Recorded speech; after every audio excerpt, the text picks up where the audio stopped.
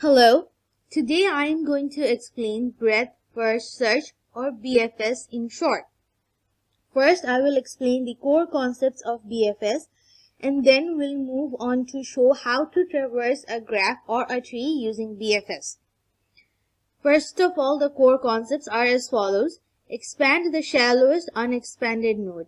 Here, shallowest means that you cannot go to the next level unless and until you have visited all the nodes of the current level. An unexpanded node means those nodes which have not been visited yet. It's alright if you do not understand this at this point. It will all become clear when we do the traversal. For BFS, it is a FIFO queue and new successors go at the end of the queue.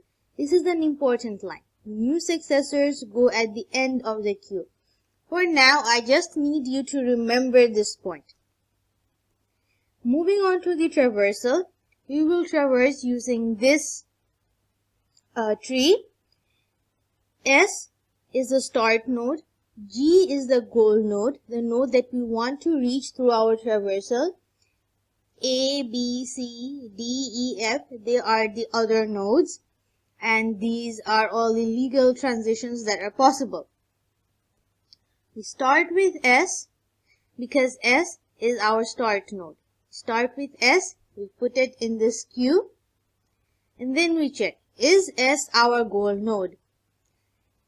If it is, then we've already reached our goal, then we do not need to do anything. If not, expand S. Expanding S means we have to find out its child, which is A and D. And we have to remove S from the queue and put its child in, which we have done, A and D. Now we have to select a node from the queue for expanding. We will choose A because A is the first node of the queue, first node in the queue that is. Now, we select A. Is A the goal? No, A is not the goal, which is why we expand A. Now, we know that expanding A means finding out its children, B and D, and removing A from the queue, which is what we have done. We have removed A from the queue and inserted B and D. This is where the fact that new successors go at the end of the queue comes. This B is this B, this D is this D, and this D is this D. So the new successors, these are the new successors, they went at the end of the queue. Now we again select another node from the queue, which is D. Now we are not confused about whether it is this D or this D, because this D will obviously mean this D. So we select this D and check whether it is the goal. If it is the goal, then it's the end. If not, expand D. Because D is not the goal, we expand. This is where the shallowest node concept comes. We cannot move on to this D unless we have expanded this D.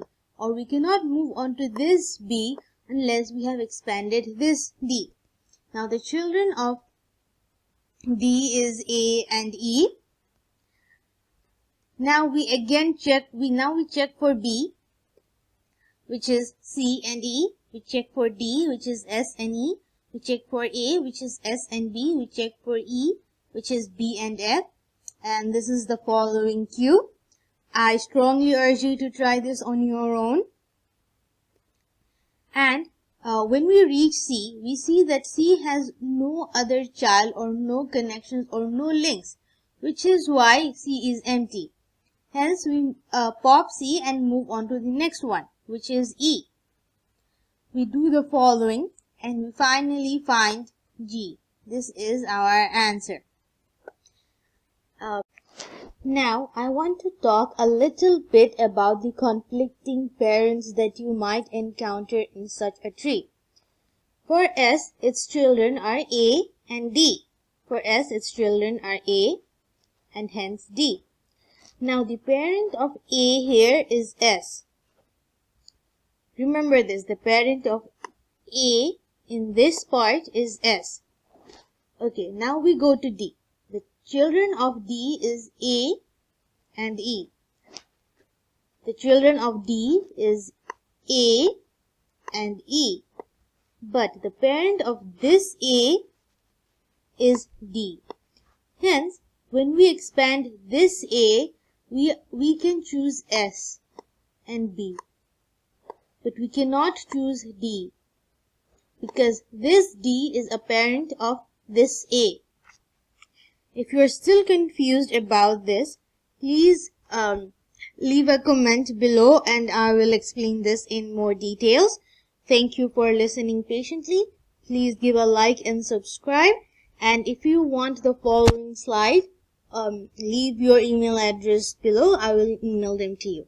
Thank you.